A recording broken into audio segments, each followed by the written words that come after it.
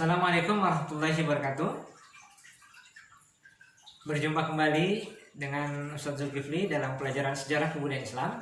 Alhamdulillah kita sudah memasuki pertemuan yang ke-12 pada hari ini. Dan kita akan melanjutkan materi tentang ilmuwan muslim pada masa dinasti Abbasiyah.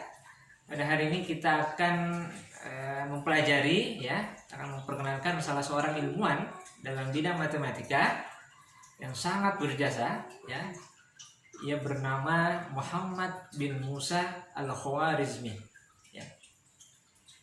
Para santri sekalian, Muhammad bin Musa al-Khwarizmi atau dikenal dengan sebutan al-Khwarizmi ini, itu adalah salah seorang ilmuwan muslim yang jasa-jasanya tidak diragukan lagi, karena beliau adalah salah seorang ilmuwan yang telah meletakkan dasar-dasar ilmu matematika modern.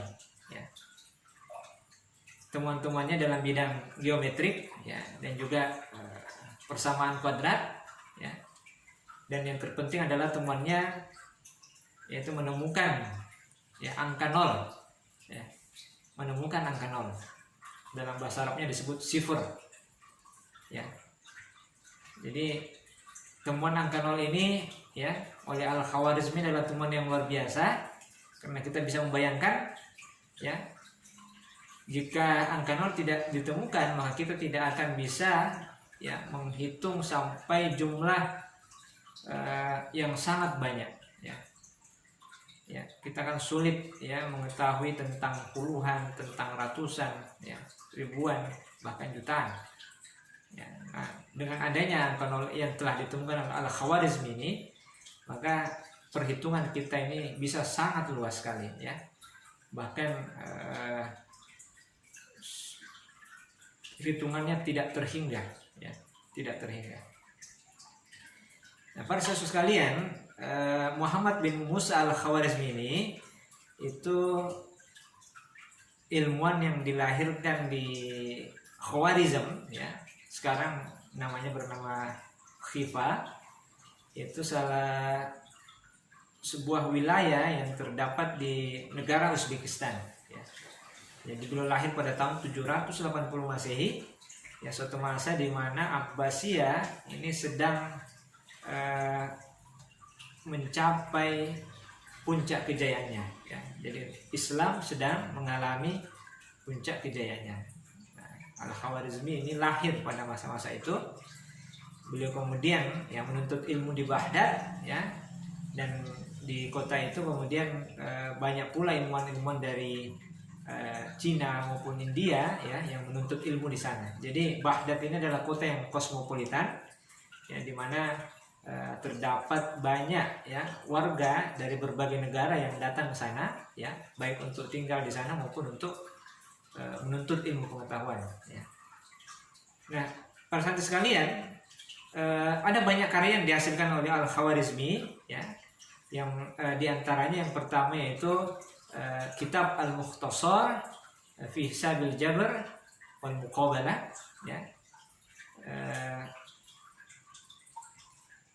kitab ringkasan perhitungan aljabar dan perbandingan. Jadi kitab ini memuat tentang persamaan linear, tentang aritmatika, kemudian kuadrat, persamaan kuadrat, dan juga tanda-tanda yang pada saat itu belum dikenal oleh bangsa Arab, misalnya tanda-tanda negatif, itu dia ditulis dalam kitab Al-Mukhtasar fi Hisabil Jabr tadi. Dan kitab ini kemudian diperkenalkan oleh Robert Chester, disadur oleh Robert Chester, ke dalam bahasa Latin, dan kemudian disebarluaskan di dunia Eropa, dunia Barat. Ini yang pertama. Jadi kitab ini sungguh karya yang luar biasa. Nah, kitab yang berikutnya yaitu kitab yang berjudul Al-Jam'u wa Tafrid, yang kemudian diterjemahkan ke dalam bahasa Latin yang berjudul Partita de Arithmetica. Nah, kitab ini itu dalam kitab ini Al-Khwarizmi itu kemudian memperkenalkan praktik angka nol dalam kehidupan sehari-hari, ya. Jadi bagaimana angka nol digunakan, ya. Itu dijelaskan oleh Al-Khwarizmi dalam kitab ini. Nah, kitab ini kemudian diterjemahkan oleh Gerard Cremona, ya, seorang ilmuwan dalam bidang matematik, ya, dan juga bidang sejarah, ya.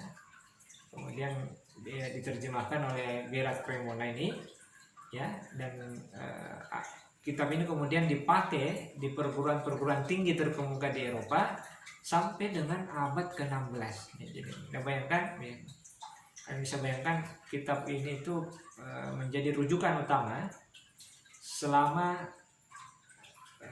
8 ya, 7 sampai 8 abad, ya. 7 sampai 8 abad, ya, di Eropa.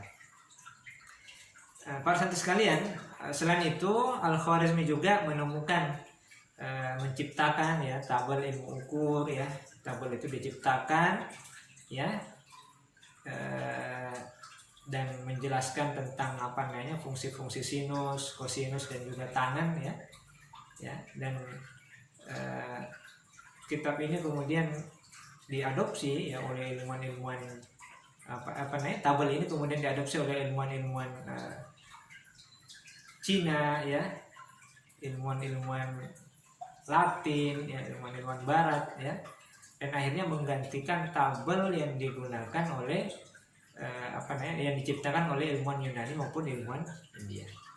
Baik para santri sekalian, silahkan untuk materi yang lebih lengkap bisa dibaca di portal, ya, di e-book, ya, ataupun dari buku yang jika siswa santri sudah mendapatkan bukunya. Jika tidak, bisa dibaca di di format e-book, ya, yang terdapat di portal siswa. Baik, terima kasih. Sekian materi dari Ustadz yang saya sampaikan pada hari ini. Assalamualaikum warahmatullahi wabarakatuh.